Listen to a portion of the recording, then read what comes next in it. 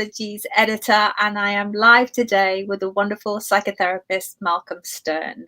Malcolm, welcome. Lovely to see you here today. I've just read your book. I've just written an article about it. I am a huge, massive fan. Slay Your Dragons with Compassion is your new book. Congratulations. Oh, ta-da! Oh, lovely cover. I love the guy because I read it. Beautiful colours. Yes. It's a really nice cover. Before we start, just tell me a little bit, because the story about what inspired you to write this book is incredibly heartbreaking. So tell us a little bit about why you wrote this. My daughter Melissa took her own life in 2014, and as it would be bound to do, it crippled me inside. And bit by bit, I found that I had resources that I had already built that had taught me how to deal with tragedy that had unearthed itself in my life. And it wasn't until 2018 when I started a conversation with my friend Ben Crabe, who's an editor and worked for a publisher, that we had the idea of putting a book together and drawing out all the things that I do, and he would help me write it, which he did. And I then realized there were probably something like 10 good practices that would help us to thrive even when life feels impossible. And I know that's been true for me. So the great thing about the book is I've written myself an instruction primer. It just happens that I put it out to other people as well. But I didn't realize that I was writing it for me. But then I realized after a while that actually these are my practices. Yeah, these are the tools. I mean, when I read the book, obviously as editor of Psychologies, I get a lot of books across my desk every day. And I was kind of really blown away by the exercises in the book. It's very deep, it's very profound.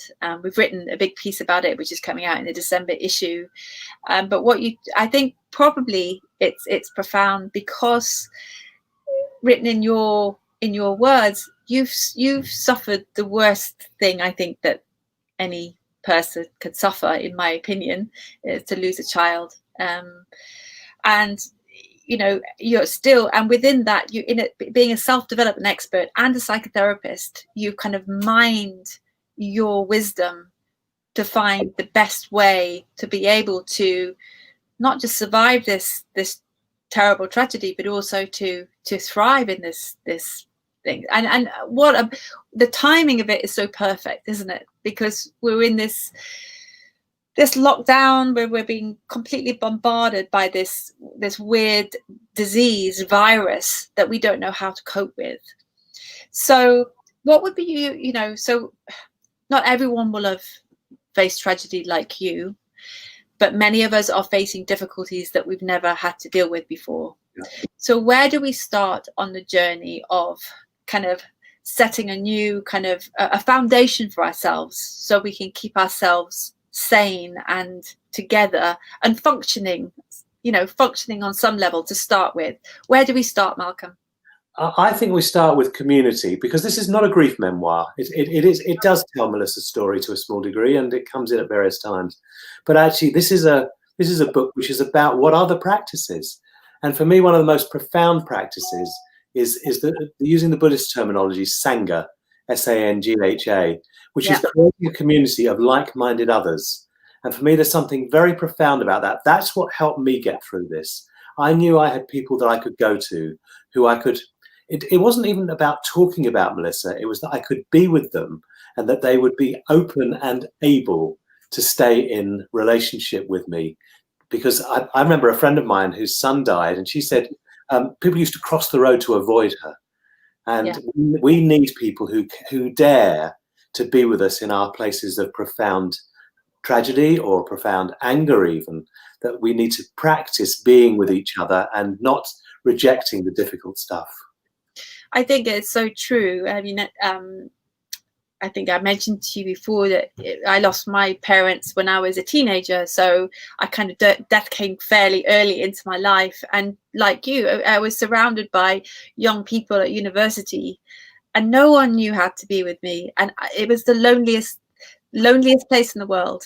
And I think, as you say, teaching people to be with people who are in grief is a really big thing. And it's something that I'm really conscious about when my friends have lost someone, I reach out and I sit with them and I get them to talk, and not, just to acknowledge it, to say, I know this hurt and I know you're heartbroken, and just to be with that heartbreak, which is really, really hard. If you were going to give advice to people to hold Sangha for people, again, how do we do that? Because it's a difficult thing to do. It's true, and here again, the practices are in the group in the book, and you just led me to the first practice, which is bear witness. This isn't about fixing each other. That's what we tend to do. Someone will come to us with a problem. We go, "Oh, why don't you try this?" Or "My friend did that," or "I did this when this happened." Actually, if we dare to drop a bit deeper in ourselves and practice presence, which is very much Eckhart Tolle. His whole teaching is based on that practice of being in the present, of staying present. And if we can practice presence, then we have a great deal of possibility of the other person being able to open up, because we create a safe environment by that very practice. And you're right, you do. What I love about the book is really practical as well. So you talk about presence. Talk to me about what that actually means. What to be present and give our presence to someone. How do we do that? Okay, well, the very first thing is to slow down. So the first thing that I have to do if I'm looking at being present in a situation is to breathe slowly, to breathe consciously, to notice in my body where there is tension, and to drop the tension, to make eye contact with the other person so that actually you're there with them, you're connecting with them, and to soften around our hearts. I think that's a very profound thing, that we often guard our hearts, but actually it's the softened, vulnerable heart that is the beautiful thing to walk into. Yeah. And so imagine, sitting with someone who has an open heart, who's making eye contact, who's listening. And as you say, I think maybe there's a lot of stress for people to think, well, I've got to make this better, or make people feel good about themselves, or how can I won't find the right thing to say. And often it's all the focus is on yourself. And in a way, the presence to me is it's not about you. It's brilliant, Susie. Yes, that's exactly it. There isn't the right thing to say. What there is presence. So Stephen Levine, who wrote a book called Who Dies? He's written quite a few books about death and dying. He talked about people who were dying, and when they were dying, they couldn't do bullshit. So perhaps the cleaner would come by their bed, and they'd see that the cleaner was able to be with them, and so they would have a genuine dialogue with them. And perhaps their doctor would come in brisk and sort of full of professionalism, and with no room for that practice of presence. And they would just go, "Yeah, I'm fine today, doctor," because they'd know that he couldn't really hear them. So we know when someone is able to really be with us and listen to us. Yeah. So, and in terms of Sangha, just as a practice, in our everyday life, how do you put out the call for that? You're a psychotherapist, and I know you do group therapy, and that is part of your practice of what you do. But for everyday people living their life, how did they kind of say, I want to create a Sangha group, and this is what it means? How would you suggest that you set that up? What I often say to people, and they say to me, "Well, I need support." I'd say, "Well, who's the person in your life at the moment with whom you feel that that's possible? And perhaps you haven't had the dialogue with them where that is the case." So, for example, on every Monday morning at 8:30, I have an hour with my friend Nick, and we take a half an hour each to talk about our lives and to get reflection from the other after we've spoken. That's a one-on-one Sangha that's there. Then my groups are places where Sangha is practiced. We become communities that can really hear each other and that dare to go to difficult places with each other. And also we practice what I consider the most important aspect. We practice authenticity and integrity in our communication. So I think start with look out for what's in your area. 2 is you could join a group. I know that people like Jack Cornfield and Tara Brach run groups online that are about Sanghas. In fact, I sent an email this morning from Tara Brach saying that there's a Sangha that's going to be set up. That's BRACH. Something like that. So you start making a research project of where are the places where you can really be heard. But I would start with a friend with whom you think there's the possibility of deepening the dialogue. Yeah. I mean, to deepen dialogue and to have that, you talked about authenticity and integrity. And in this world, sometimes that's missing. And I think for many of us, it's because it's about, well, for me, sometimes it's about trust. Can I show up as my authentic self? Am I safe here? So how do we start to show up authentically in our lives? As the first question. And then also in terms of integrity, what does that mean? And how do we kind of bring it through like a stick of, as in a piece of rock, how do we do that? Well, in my chapter, Slay Your Dragons with Compassion, then there's there's two golden rules for this. One is to speak your truth. And two is, and this is an interesting one, never hurt another person more than is necessary. Yeah. And what we often try to do, and my mother was a real master at this, is we tell white lies. She would call them white lies. And I was never able to trust anything she told me because she would always tell white lies. It was always done with my good in mind, but it didn't allow me a place of knowing that this was a solid rock. So with our children, for example, if we can meet them with our true selves, and say the difficult things that need to be said, but practice doing that compassionately, that's a really good start to that practice. Yeah, no, absolutely. So it's as you say, it's telling the truth without, because, so there's a kind of a trend in America, and I can't remember what it's called. Maybe it's called radical truth telling, something like that. And we had an article that someone wrote for us, and I thought, I don't want to put this in the magazine because it felt so harsh. It felt like I'm gonna tell the truth and destroy you, kind of thing. And it didn't feel very kind to me. And psychology is all about being kind. So that trick that you said there about telling the truth and not hurting people, more than is necessary. More than it's necessary. But how do you? That's a very subtle distinction. It's a practice. I mean, with all these things, we're talking about a practice, and a practice improves with time. So it might be that you go to a friend and you say, look, I've got something I need to say that's troubling me. If I'm clumsy at all, please let me know. But I really want to have an honest relationship with you, so I'd like to say it like it is with you. That's great. I think that's a good preamble. Then you set a bar rather than you dive in. I mean, what you just described with radical truth telling sounds horrible. Yeah. For me, it's like, if we leave another person feeling they've been given something rather than they've been attacked, then that's where the practice leads. I know with my best friend, often that's the case where she'll say, I love you, you're brilliant, but honey, are you aware that this is what's going on? I'm like, and I can take it because I know that she's only got my best interests at heart. She's got my back. And I think there's that, isn't it? It's like when you've built a relationship that's built on trust, and you know that somebody's got your back, then it's almost you can hear that. But even then, it can hurt, can't it? Absolutely. And we will hurt each other. If we're in deep, intimate relationships, we will hurt each other. And actually, if you look at relationships where people tread on cotton wool around each other, what you see is a lack of depth that's there because they don't dare shake the boat at all. And I'm, there's another extreme to that where you're shaking the boat all the time. I want to tell you how difficult you are. Also, we can practice I messages rather than you did this to me. I felt this when this happened. It's simple. It's a practice. Yeah, great. I mean, again, all of these tools you're sharing in your book, Your Dragon with Compassion. But I think compassion is the key word here, isn't it? It's about messaging in a compassionate way. You talk a lot in the book about finding harmony, and I always talk about kind of finding your way back to center again. So I'm constantly triggered. I've done all this self-development for years and years. I'm constantly triggered, but that's okay as long as I can find myself back to center. So in the book, what are the tools that would you recommend that are great about bringing yourself back again, to that place of not being triggered?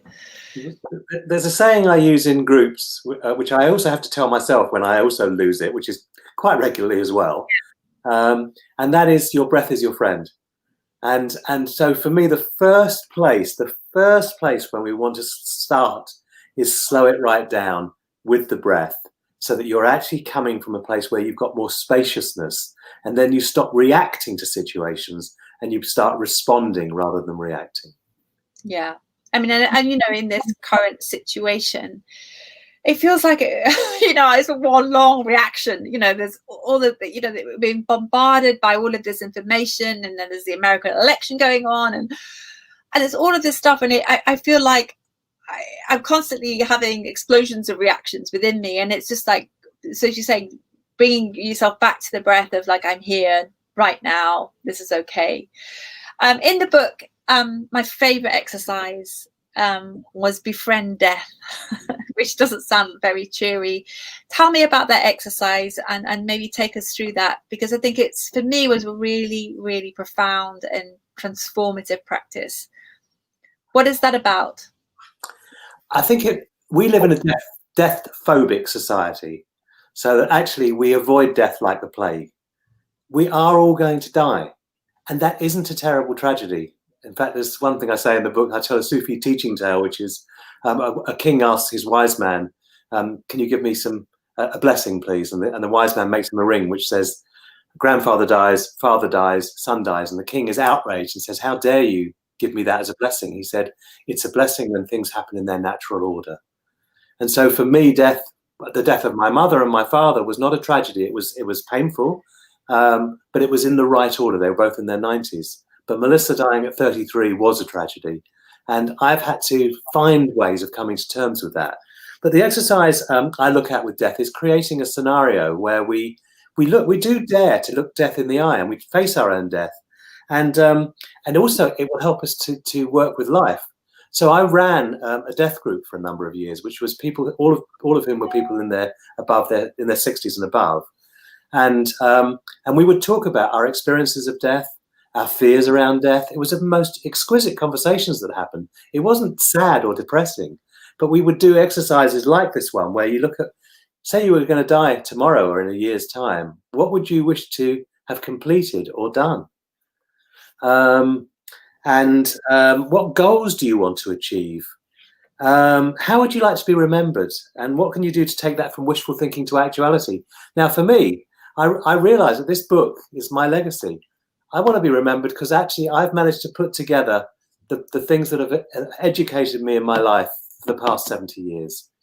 And have you told those close to you that you love them? That's such a simple thing.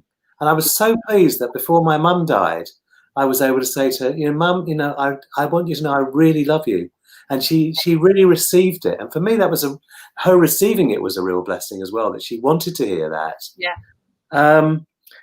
What would you be sad if you were to die tomorrow? What would you be sad that you hadn't fulfilled or achieved? Which relationships need healing and forgiving? Clean up the dross that's in your life. If there's an old relationship where there's a lot of anger and hatred and resentment, deal with it and take responsibility for it. Don't blame the other person, but see if it's possible to clean it up. And what support do we need in order to live out some of our goals? And this is the bit I like in my exercise, which is draw a picture of your gravestone and write on it how you would like people to remember you. I've also talked about the possibility of volunteering at a hospice or something like that.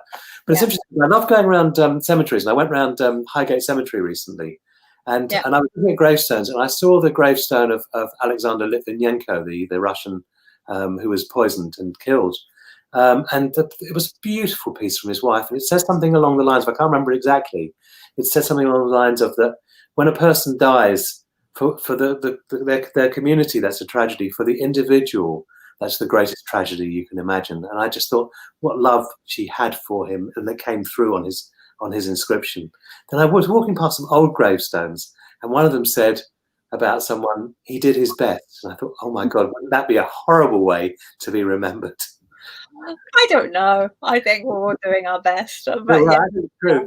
But one of the things I've said at the end of that chapter is to go to this book, The 5 Invitations by Frank Ostarzewski, where he founded the Zen Hospice in San Francisco and sat with more than 2,000 people while they died and came up with these 5 invitations that would actually be the thing they wished they'd done. So he would have an invitation like, Actually, I can't remember the imitations now, but there is a profound book, and it does have some lovely practices in there as well. It's practical. I mean, your whole book is a kind of a love letter to Melissa. Susie, thank you. That's really touching. It is. Well, it is, but also, you're walking the talk in terms of using this huge wake-up call to not only transform your own life, but transform other people's lives.